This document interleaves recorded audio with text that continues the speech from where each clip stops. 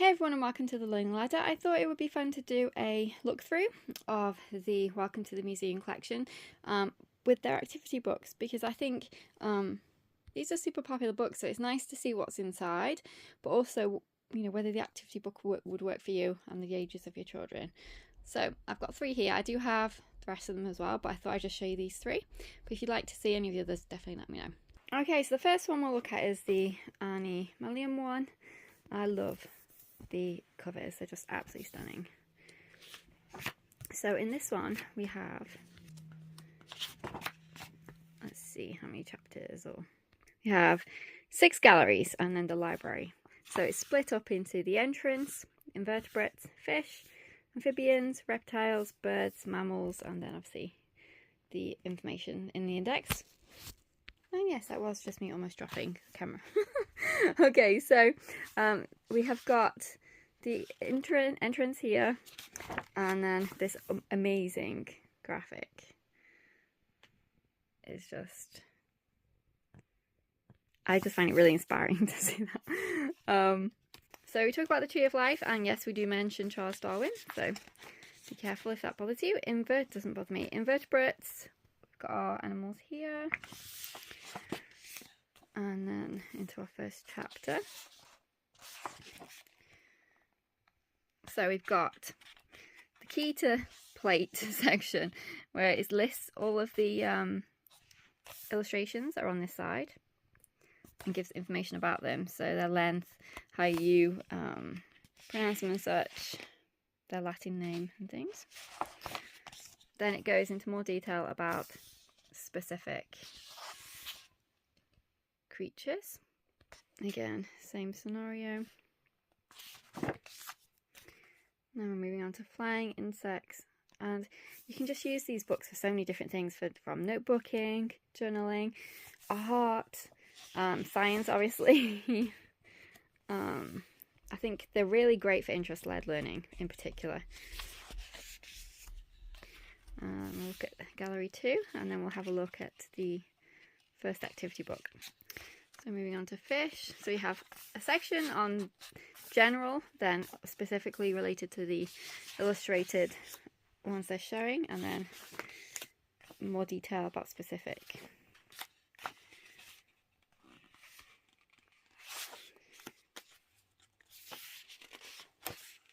Okay, so let's have a look at the activity book now.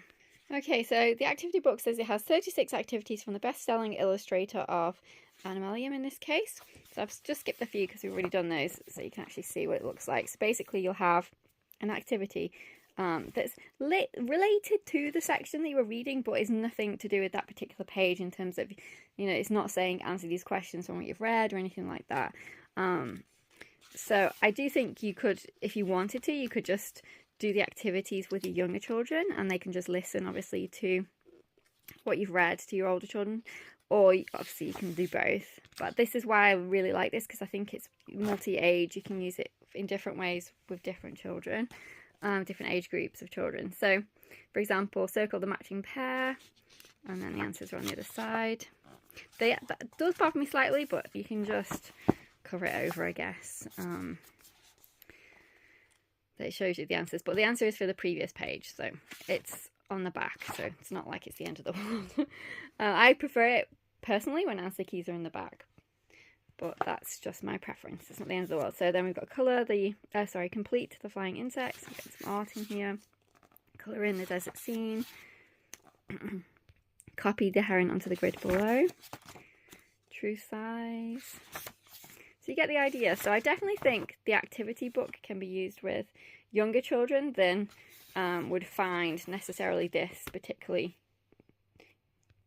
as useful, because I think this is much more geared to elementary, middle school, and so on, high school. But I think you could definitely get your younger ones involved in the activity book while still your older children enjoying it, if that makes any sense.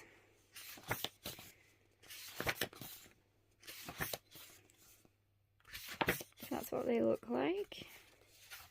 Let's give a quick flip through.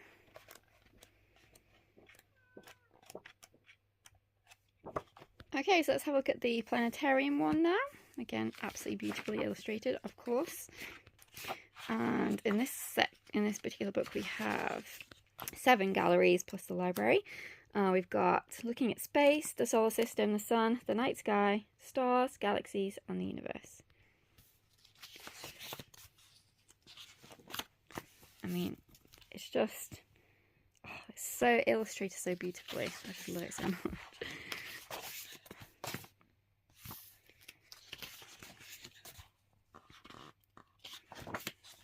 So I've got telescopes. Again, with the key to plate over here, showing what the different pictures, illustrations mean or are. You're going to have to excuse my cat, she desperately wants to come in here.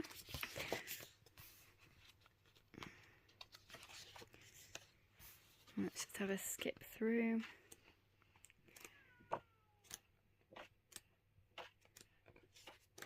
They're just absolutely fantastic. Perfect if you want to do a literature-based science curriculum or even just for reference.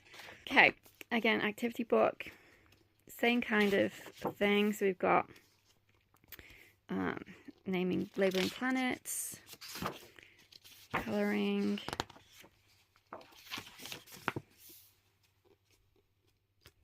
draw a spacecraft heading for Mars. SpaceX.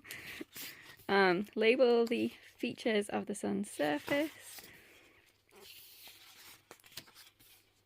Draw the black hole.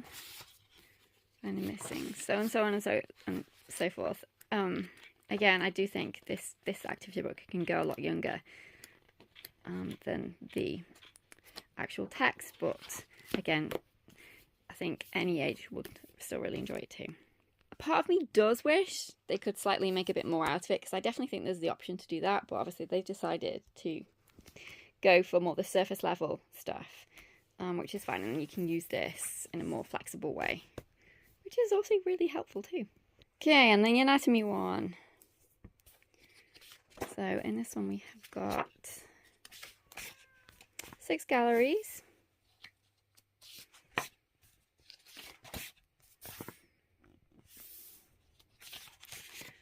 And then straight into the systems of the body.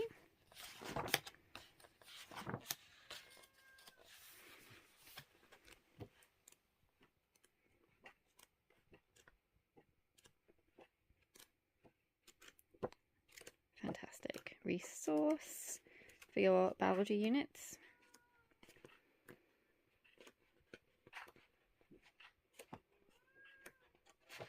And let's just have a quick look at the index so you see what it's like. Basically, the library is pretty much just completely the index.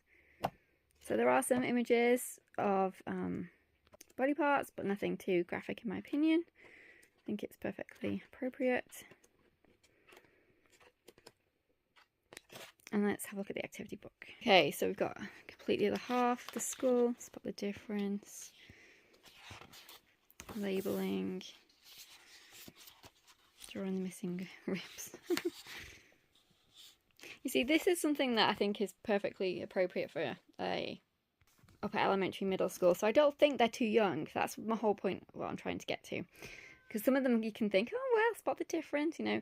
But you know, this, for example, I think that's perfectly appropriate for upper elementary, middle school. So I do think you can still get something out of them. Draw the foot bones, match the systems, so on. My poor cat, she's so desperate to come in. So that's a flip through of them. I think that they are fantastic resources. Whether it's just as an add-on or as a kind of fun Friday activity, a science-based, or whether you actually want to use them as your curriculum for notebooking and things. Fantastic resources, definitely recommend. Let me know if you've got a favourite.